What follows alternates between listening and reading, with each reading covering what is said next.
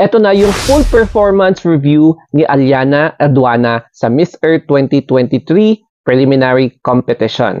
So, pag-uusapan natin yung kanyang presentation sa national costume, tapos sa kanyang swimsuit. And syempre, pati na rin yung gown. I'm not sure kung kasama yung gown, pero pag-usapan na rin natin. Let's begin with the swimsuit competition. So, I'm sorry kung hindi na video. It's photo na lang kasi bawal na mag-video eh. Bawal na ako mag-react ng video. So, in here, mapapatanong ka, ilan kaya yung measurement ng waistline ni Ilana Aduana? So, kung i-compare mo yung waist ni Herlyn Budol nung sumali siya, I think there's a possibility na mas maliit pa kay Ilana Aduana kasi 23 yung waistline ni Herlyn Budol. Kaya kay Ilana naman, mukhang pwedeng smaller, no? Kasi grabe yung cut niya, no? Yung cut niya, makikita mo talaga yung angulo ng waistline niya. So, in my own opinion, she made a spectacular, tapos yung parang mapapawaw ka sa katawan niya sa swimsuit competition. And she has one of the best bodies sa edition na to ng Miss Earth. Kaya, I think, alam mo yun, yung iba siguro mukhang ayaw nila na nag-perform well si Ilana Aduana, thinking na kapag siya yung best in swimsuit, baka sasabihin na naman ng mga bashers na cooking show, yung mga ganon. Kasi marami talaga ang nadismaya sa Miss Earth. But, Kebs, kung ginagawa naman ni Ilana Aduana yung kanyang best, why not? Purihin natin kasi talaga naman pinaghirapan niya yung katawan na yan through her self-discipline, tapos nag-training siya, hindi rin biro yung pawis na pinagpaguran niya to achieve this particular perfect body. Kaya ang masasabi ko sa swimsuit niya, one of the best performers sa preliminary competition. So, I'm sorry kung hindi kayo agree with me, but for me, yes, isa siya sa best performers with that tatak KF na galawan niya, with all that flipping hair, yung pag-pose niya, and then syempre, yung confidence factor niya na malakas din ang presence niya on stage. By the way, ito po ang aking Instagram account, kaya sana i-add nyo ako dito. Okay? So, thank you very much. Kita-kits sa IG. Next is yung kanyang national costume. So, parang ang pinoportray niya dito is yung diwata ni Maria Makiling. Yan. So, sa Mount Makiling, somewhere in Laguna. Diba? Tapos, mapapansin nyo, pag-usapan muna natin yung props niya, no? So, yung props niya na may wheels, buti na lang may wheels para hindi siya mahirapan na i-push yung kanyang national costume, no? Kasi medyo mabigat yan. I can really sense na mabigat yan. So, parang yung props niyang yan is made up of greeneries, mga leaves, ayan, para to represent yung ecological structure ng Mount Makiling. Kaya nga, parang makakalikasang moment yung itsura ng national costume designed by Patrick I. Sorena.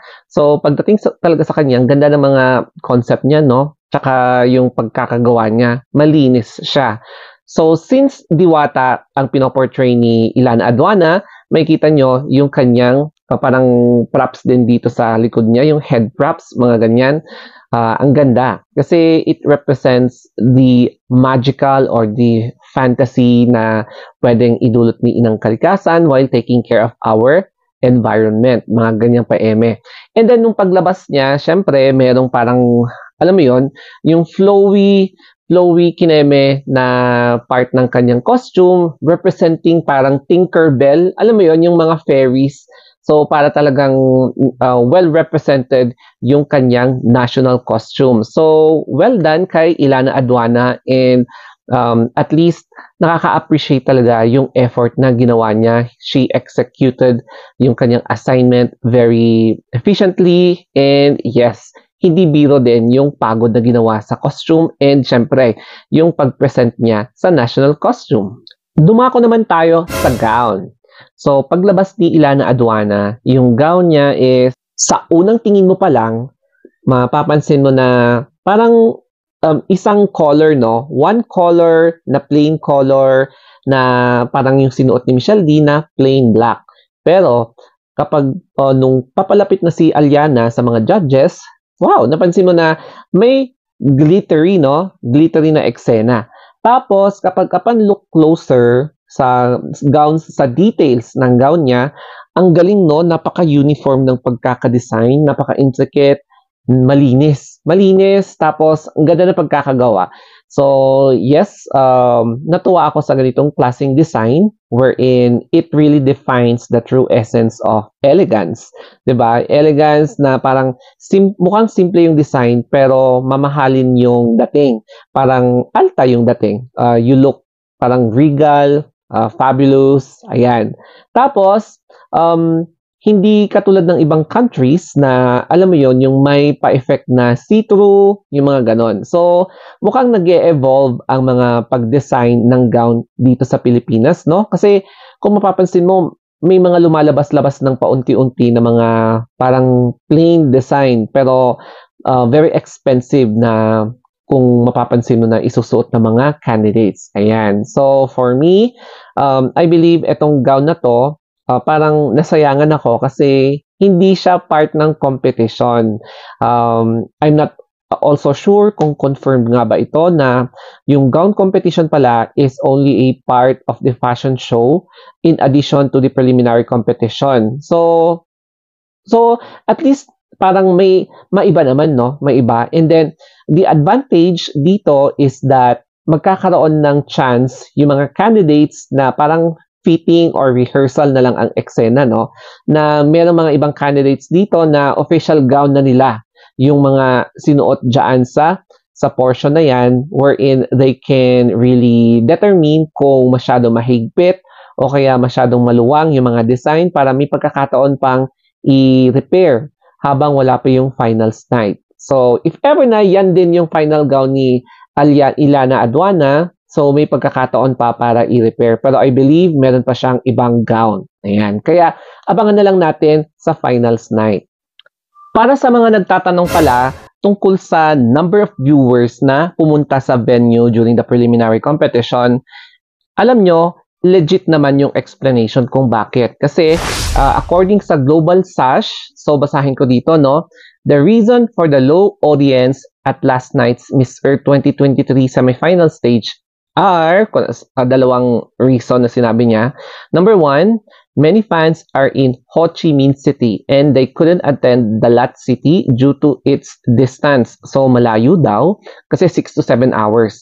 Additionally, being the weekend, flight and bus tickets were sold out because Dalat is a famous tourist city that many travelers love to visit, o diba? And the national director of Indonesia had rent to a private car to get to Dalat due to the sold-out bus and flight tickets.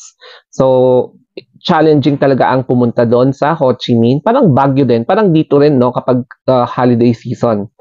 Number two, the extremely cold weather, around 15 to 16 degrees Celsius, despite the organizers' early efforts, couldn't avoid severe cold.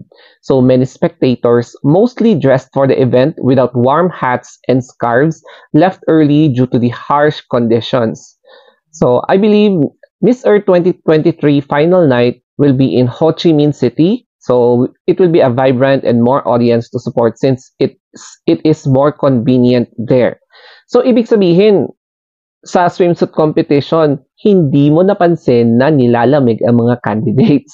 So grabe pala, no? Parang dito paggabi, umaabot din kami ng 15 to 16 degrees Celsius sa gabi o kaya lower.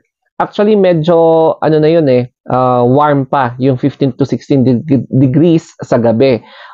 Kapag December, nagda-drop talaga dito sa Baguio ng as cold as 10 degrees, 11 degrees, o kaya kung minsan 9 degrees, 8 degrees, or 7 degrees kapag gabi dito, lalo na kapag December, January, February, ayan. Kaya ramdam ko and I understand yung situation na ganito na hindi maintindihan ng mga ibang tao kung bakit walang masyadong tao. So, yes, the reasons are valid and yes, anuain natin ang eksena sa Miss Earth.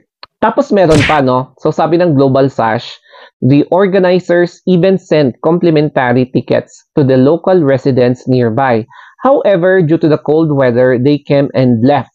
Moreover, many people were not interested in the beauty pageant, so they didn't attend.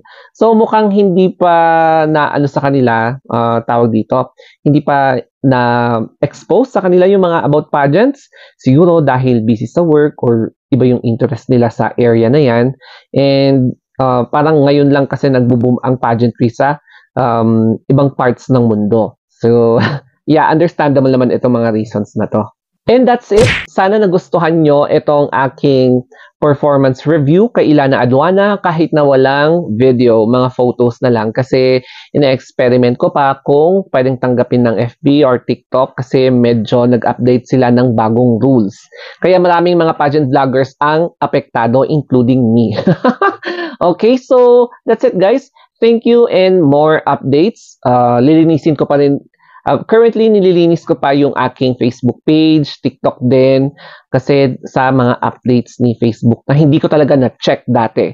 Kaya sa mga kapwa content creators ko out there, especially sa mga pageant vloggers, i-check nyo din yung profile nyo, yung alert nyo. Punta kayo sa support inbox, tignan nyo yung alert kung may mga videos na natag na may problema kasi mahirap na kapag na-demonetize ka or worse, madi-disable yung pinagpaguran yung page. Okay, so that's it guys. Thank you and have a wonderful day.